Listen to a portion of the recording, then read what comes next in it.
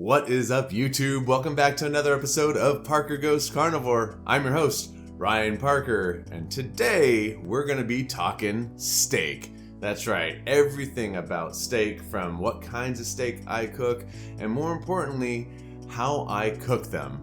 You know, there are so many delicious, amazing ways to cook a steak, but today I wanted to share with you how I consistently, quickly, and amazingly cook my steak every single day. So we have a ton of fun things to talk about today, so let's get down to it and talk some steak.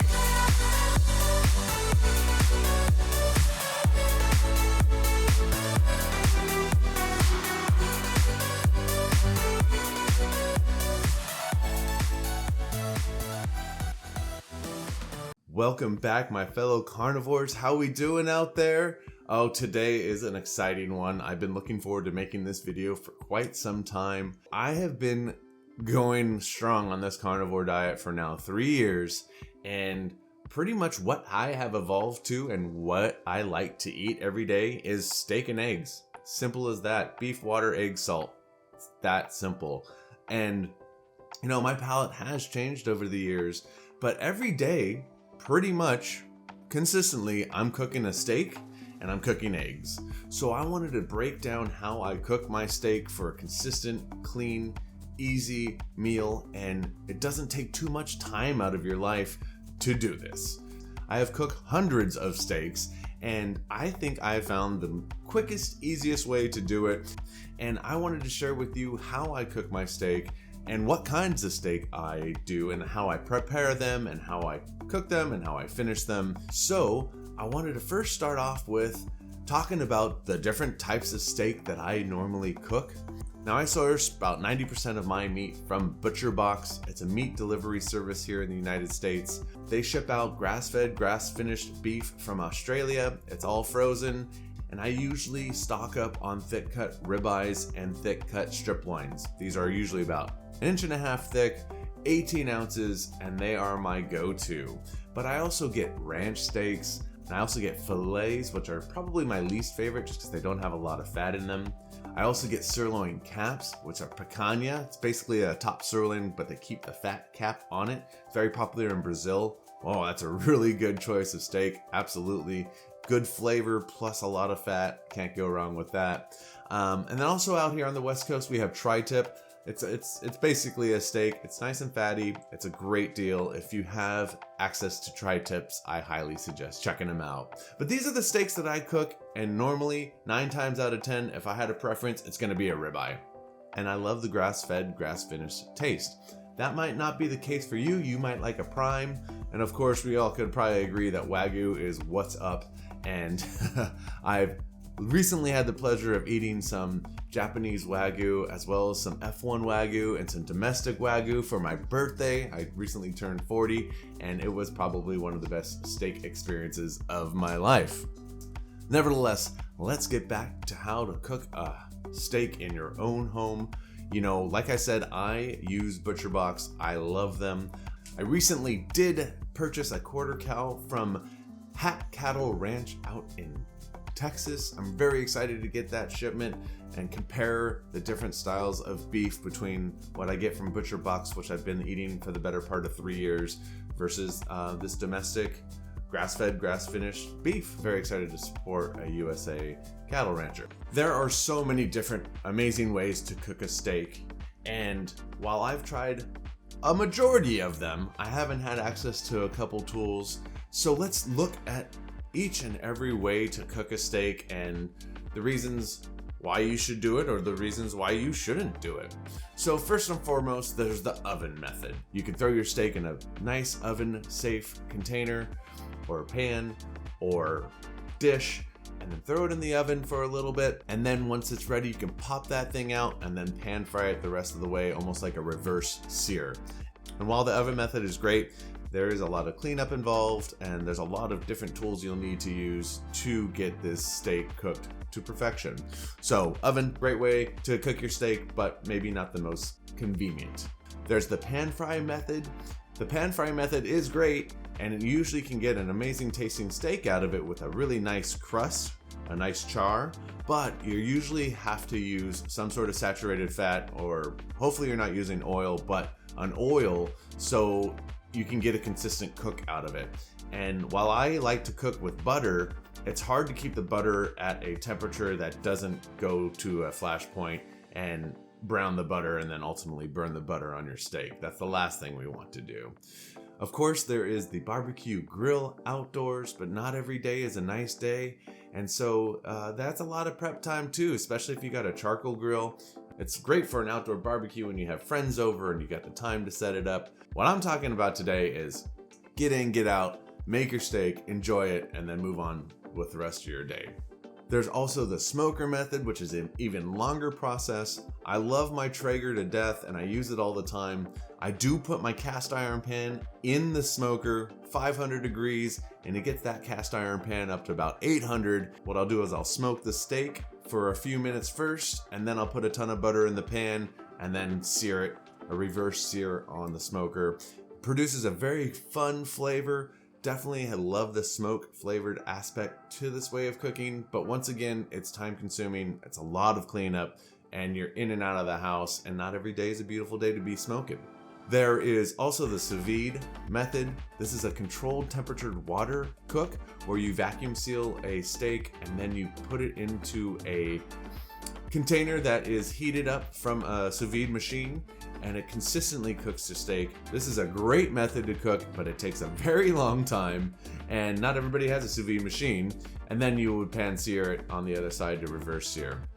Fantastic method to cook your steak if you really want it consistent and perfect every time to the right temperature, but it's very, very cumbersome, and then it takes a lot longer than you would expect. Now, this next method, this is something I really would like to try. It's the auto grill. These are extremely high temperature grills. It almost looks like a mini pizza oven that you put your steak in. Gets up to like 1500 degrees, which is amazing. This is the one method that I have not tried and I'm eager to try. I think I might have to go to this style of cooking maybe during the summer months and opt in and get one of these grills. I'm really looking forward to trying one. And then the last method, which is my ultimate favorite method to cook a steak conveniently and easily and consistently every single time, I use an air fryer. More specifically, I use the Ninja Foodie grill. And this is an air fryer, dehydrator, plus it has a grill grate inside, so you actually get char marks on your steaks or meat. It's a fantastic, consistent method. It gets up to 510 degrees, which is fantastic, and it stays really consistent at that temperature. Basically like a big convection oven with a grill inside. I love my Ninja Foodie grill. I use it every single day without fail, and I always produce a fantastic tasting steak with amazing coloring and the right temperature every single time.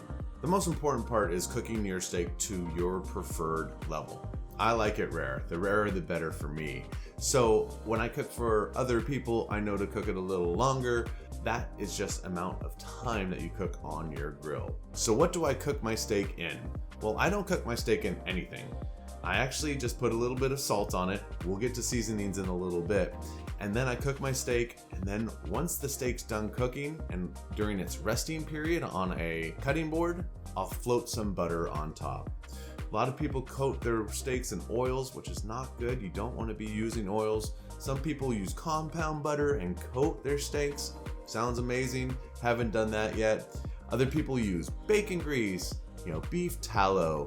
There's a whole bunch of different saturated fats that you can use, and I'm all for using saturated fats, but you want to be very careful of the heat that you're introducing to those saturated fats, and you don't want to burn them or get to a point where you're taking away from that flavor profile of the saturated fat. All right, so let's talk seasonings. When I first started this carnivore way of eating back in 2019 and then really got heavy into it in 2021, I was using a lot of seasonings.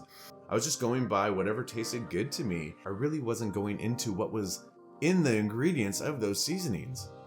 Then as my palate started to change, I started to notice that I was very sensitive to seasonings, especially the sweeter ones. Come to find out, tons of sugar in them, of course. Tons of sugar, and then a lot of them have some sort of seed oil. Sunflower oil or canola oil or whatever the case may be. We want to really avoid all of those seed oils, of course. We hopefully all know that by now. When you're looking at your seasonings, you've got to be an ingredient detective. Make sure there's no sugar or any type of seed oils, and then use it as your leisure. I've definitely evolved, and now when I cook a steak for myself, I'm pretty plain. I like to taste the meat, and then I love salt. So Redmond's real salt, that's what I use on all my steaks, and that's how I season my steaks. So with all this steak talk, I am getting hungry. Let's get into the kitchen, pull out a steak, and show you from start to finish what I do and how I cook my steak. So about 24 hours before I'm ready to cook my steak, I pull it out of the freezer and I plop it into my fridge. This is what my fridge looks like pretty much all the time. Then I pull out a plate and a drying rack, just a simple little drying rack I got off of Amazon.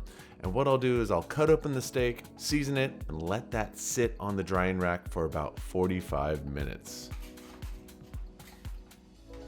All right, there we have it. Gorgeous ribeye, decent marbling, grass-fed, grass-finished. Perfect. I'm gonna wash my hands real quick, and then we'll throw some salt on it. All right, when salting, I use Redmond's real salt. There's a nice salt deposit out in Utah, near Redmond, Utah. This is real salt. It's just great flavor profile. It's made in the United States. It's from the United States. It tastes great. So I'm gonna coat the entire steak with some of the salt. Make sure you get the fat cap and all the sides evenly, and nice coating of the salt. So when I do cook for other people, and I love to cook for other people, I certainly do seasonings and play around with different flavors. But like I said, for myself, just the salt. Done. So now what I'm gonna do is I'm gonna throw this in the microwave or in the oven just to protect it. I'm not gonna turn the microwave or oven on. And then around this time of the day, I take my dog for a walk. Perfect amount of time. I usually walk her for about 30 to 45 minutes. The steak is back up to room temperature or closer to, and then I can turn on the air fryer, get ready to cook. Wanna go for a walk?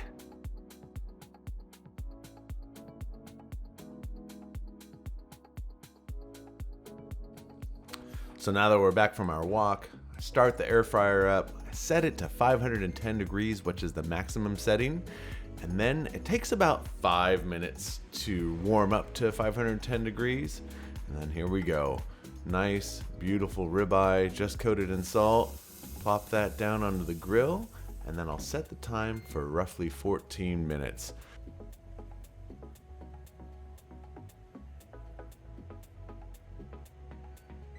So at the halfway mark, 7 minutes, I'll open it up and get that flip going. Look at the char already. Ooh, looking good, smelling good, getting excited. So you're gonna wanna start checking your temperature of your steak. I use the finger method. I've cooked so many steaks that's what I do now, but I used to use a digital thermometer. I love the TheraPen. I'll leave a link down below. I cook mine to about 125, nice and rare. So I'm gonna let this steak chill out over here while I fry up some eggs on the stovetop. Gonna put some butter in a pan and cook up 4 eggs. You wanna make sure that that steak just sits after you get done cooking it for at least half the time you cooked it for. So I cooked it for 12.5 minutes. You know, I'm gonna make sure that it's at least 6.5 minutes of resting time. And that's about the same amount of time it takes me to cook 4 eggs. Picture perfect, right? Then we'll slice this up, throw some finishing salt on it, and we will call it good. So the finishing salt that we'll be using today, it's my favorite. This is Maldon's sea salt flakes. It's delicious. It's nice and flaky. I just like to sprinkle it on top once it's all cut in. So we'll get into this in just 1 minute. Time for the egg flip. Woo. Woo. So like I said, I love my steak rare. If you want yours medium rare, I would suggest another minute. And then if you want yours medium, another minute. And then if you want yours well done, another minute after that.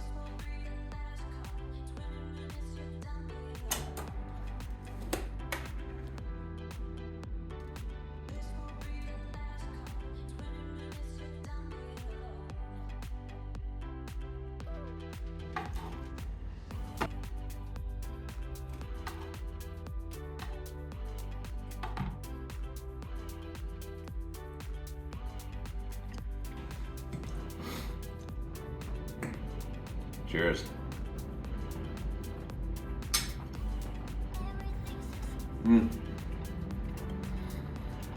So there you have it. That's how I cook my steak. I hope you learned something from me today. I hope it was eye-opening as well. I am forever grateful for this carnivore way of eating and how much beef has changed my life and how much protein has just saved my life. It's truly remarkable, and I am looking forward to just continuing my health and getting healthier and healthier and healthier and back the way that I should have been a long time ago. A lot of people ask me, don't you get sick of eating steak and eggs every single day? No, I don't. I cannot wait to eat my steak and eggs every single day.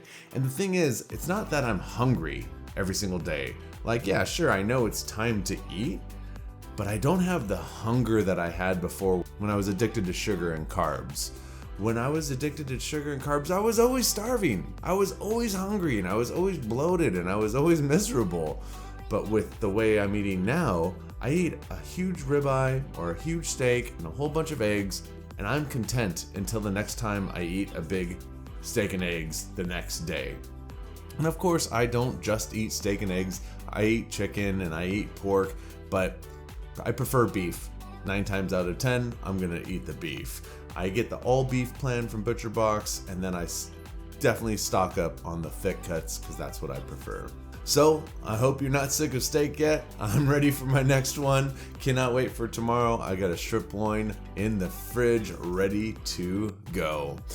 How do you cook your steak? How do you like your steak? I can't wait to hear from all of you. Let me know what you do. If anybody has an auto wild grill out there, let me know what you think of it. You know, it is a pretty expensive piece of equipment, but I think it's what I want for my next steak toy. All right. I hope everybody has a fantastic week this week. Crush all your goals, keep them coming, and remember, positivity above all else. I love you all so much, and I can't wait to check you out next week. Peace.